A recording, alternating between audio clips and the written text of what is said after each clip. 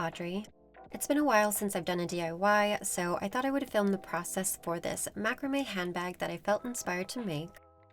If you're not familiar with the basic macrame knots, I'd recommend watching my video on how to macrame first, as you will need to know a few of them for this DIY. Either or, let's get started.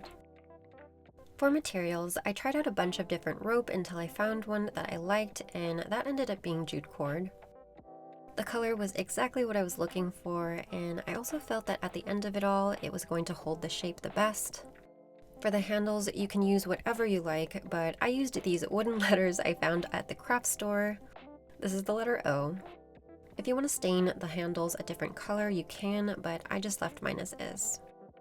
A few other things you'll need are some scissors, measuring tape, and some fabric glue. Starting off with the jute cord, I'm just going to measure out 60 inches a piece. My bag ended up being around 10 inches both in height and width, so if you want something bigger than that, then you can measure out more. Once I had my first piece, I just kept cutting the same length until I had about 32 pieces in total.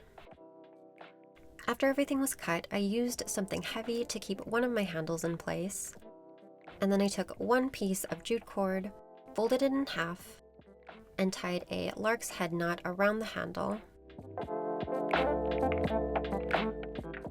repeating until I tied 16 of the pieces I had cut.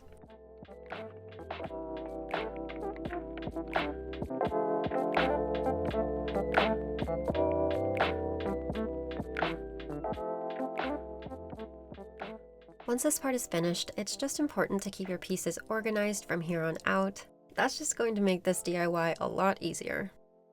I separated the pieces into groups so that I had 4 cords in each group, and then tied each group together with 2 square knots as shown here.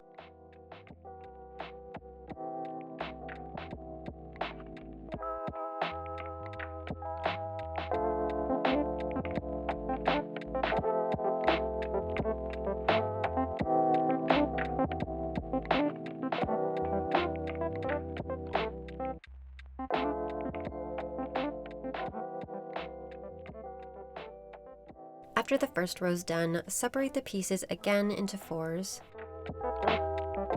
again starting from the middle, and then tie another row of 2 square knots each.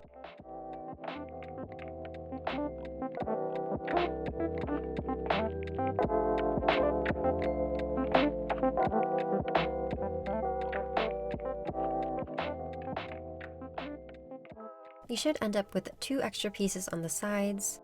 Just leave those out, as you'll need them loose to tie the bag together. After I've gotten this far, I actually repeated the process on the second handle so that I have 2 halves of the bag to work with, just using those remaining 16 pieces of jute cord. I place both of them flat so that the handles are side by side, and then take those 2 ends from each handle, tying them together with another 2 square knots to begin creating the side of the handbag.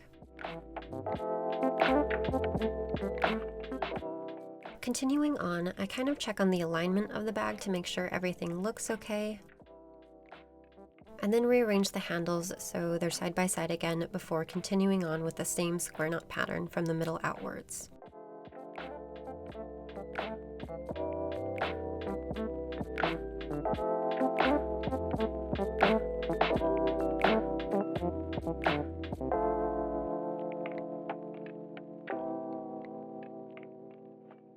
I kind of focus on working on just this side of the bag first until I've got a good start to it before moving on.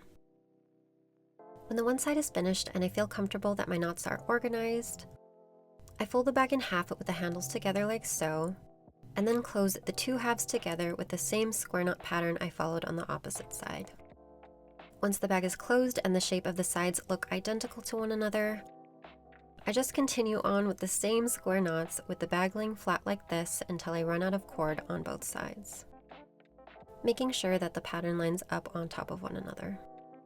When I feel like I can't tie anymore, I close the bottom of the bag just by tying the ends together with a double knot,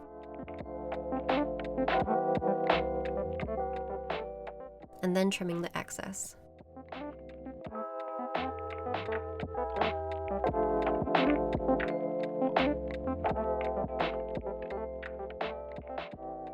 To To secure everything, I also use a bit of fabric glue on the knots to prevent unraveling or fraying on the ends. Once the glue is dry, I turn the bag inside out, and that's pretty much it.